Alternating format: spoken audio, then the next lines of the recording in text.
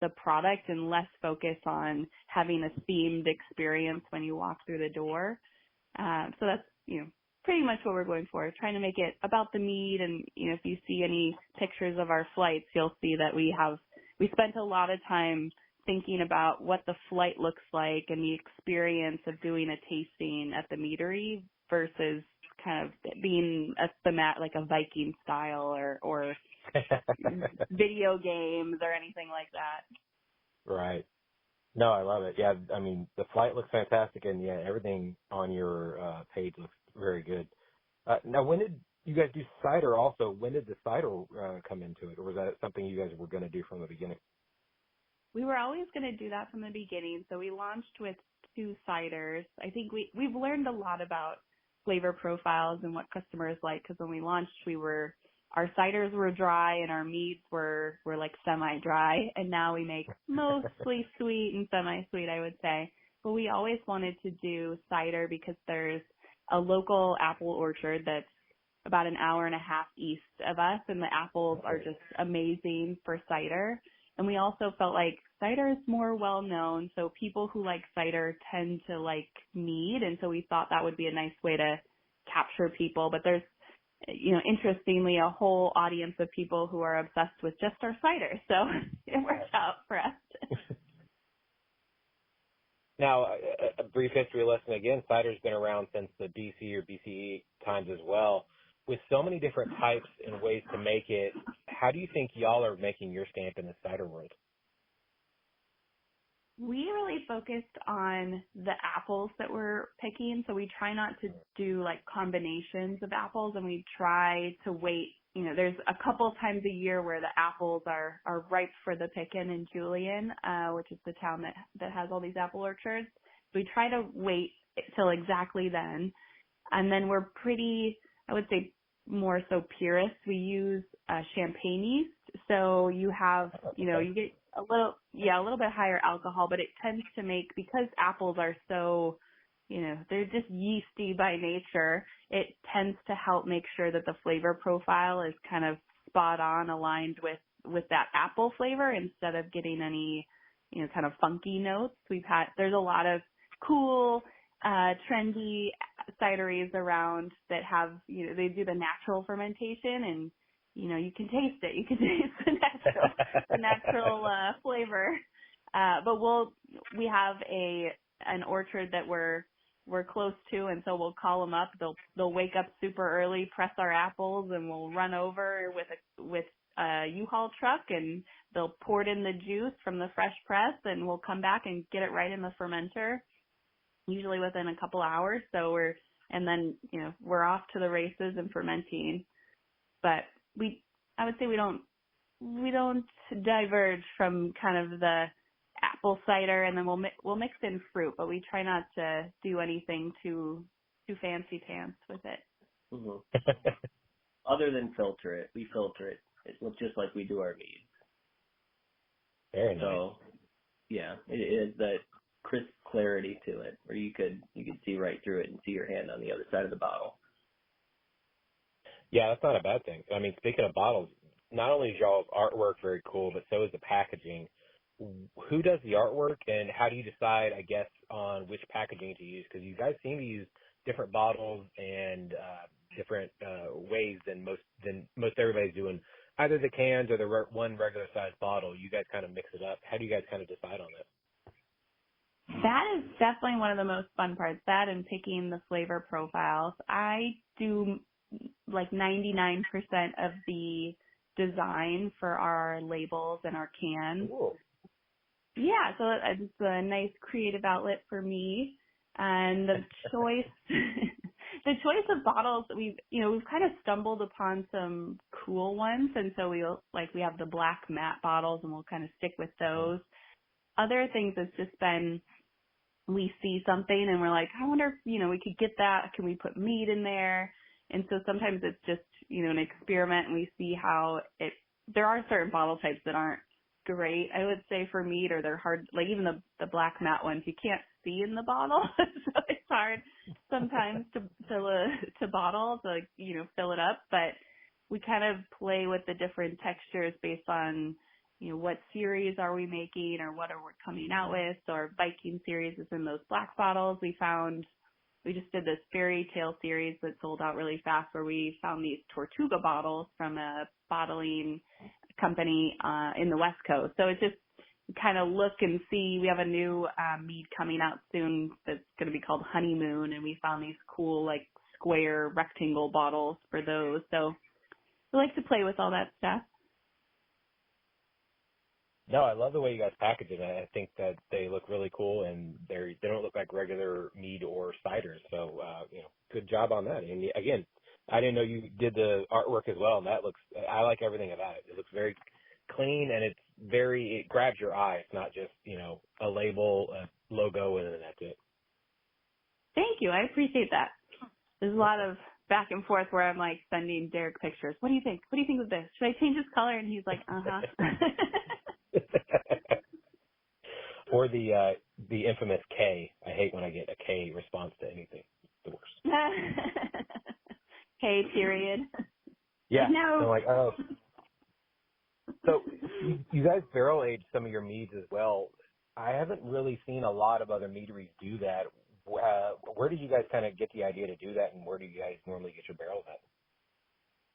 We source our barrels from different places. I guess Barrels Direct is probably our go-to because we like to get barrels that were previously used for other spirits or uses.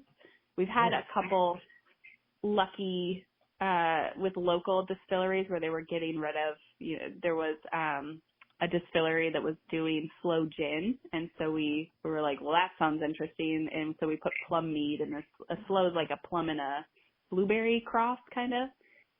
Okay. So the idea for the barrel aging, there's a couple meaderies around us in California. One is called Lost Cause.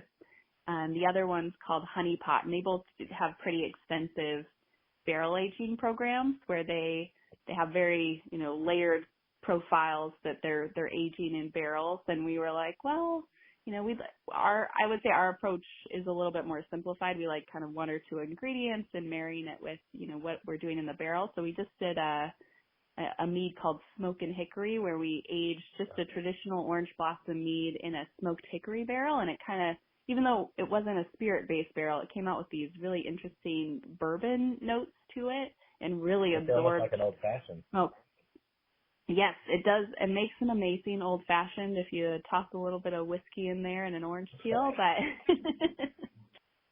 delicious. But, I would say our inspiration for the flavor profiles comes from our favorite cocktails, but the inspiration to use barrels in the first place was probably more from our buddies at Lost Cause who do it so gracefully. That's awesome. Yeah, I saw that y'all did that, and I'm like, oh, I haven't really heard of that before. So I like that you guys do that as well because I know there's so many times that, obviously the brewery scene's done it, and then the wine has done it as well, and I'm glad that, the meaderies are also doing it. You might as well. There's no limits to anything we can do. It's the one fun part of being a meadery. Because there are no rules, you get to make a lot of them up. That's true, yeah. Now, you guys are, about to be open for your 5th year. What is, both of y'all separately, what is one low light and 2 highlights you guys have had over the past 5 years?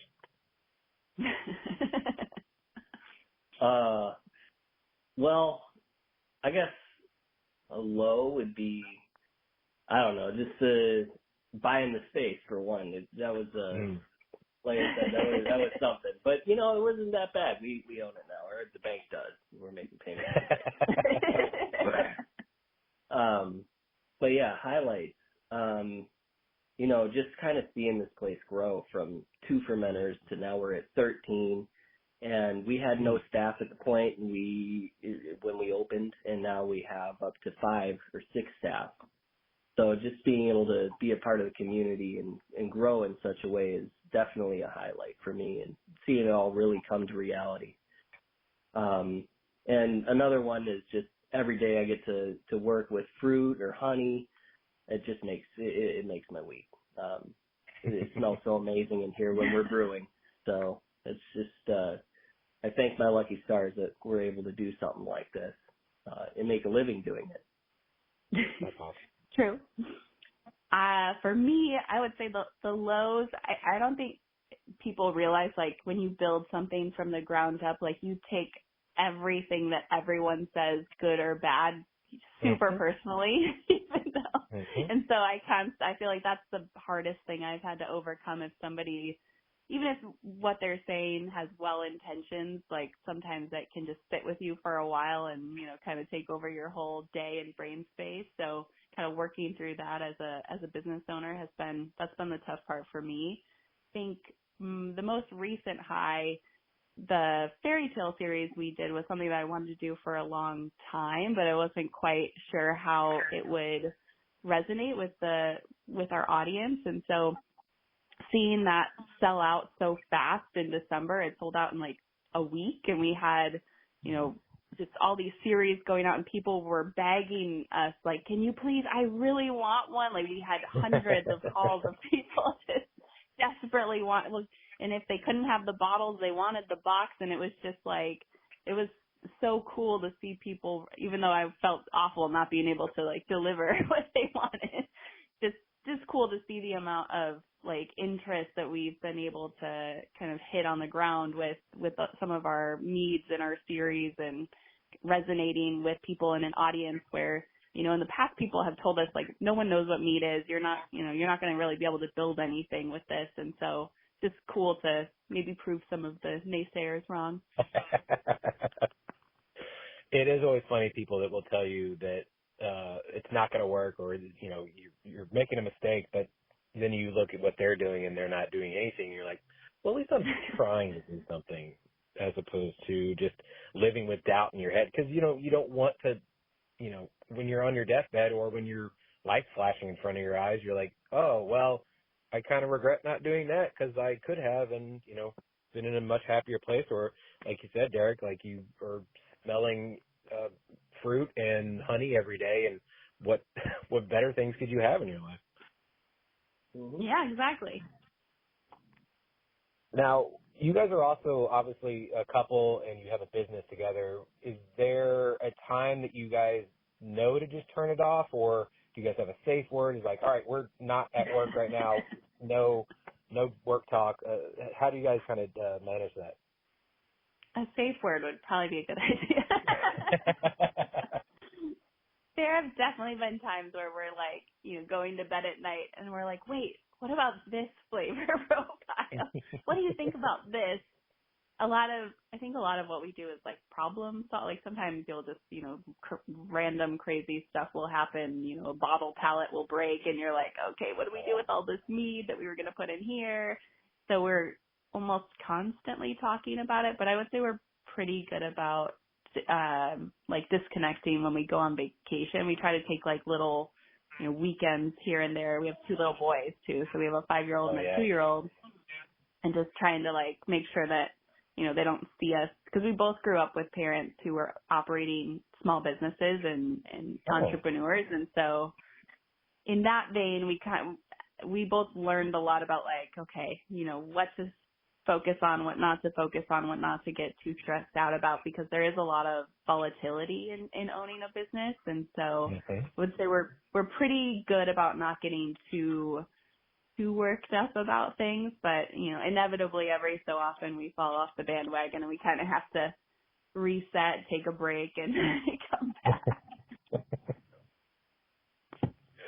I wonder about that when it comes to couples who do own their own business. Like, when do you turn off? When you, you know, like you said, you guys are always going to be thinking about it because, you know, obviously you're passionate about it and it's your business and your livelihood. And I love that you are both multi-generation small business owners, and you're teaching your kids absolutely wonderful things. So, I mean, congratulations on that.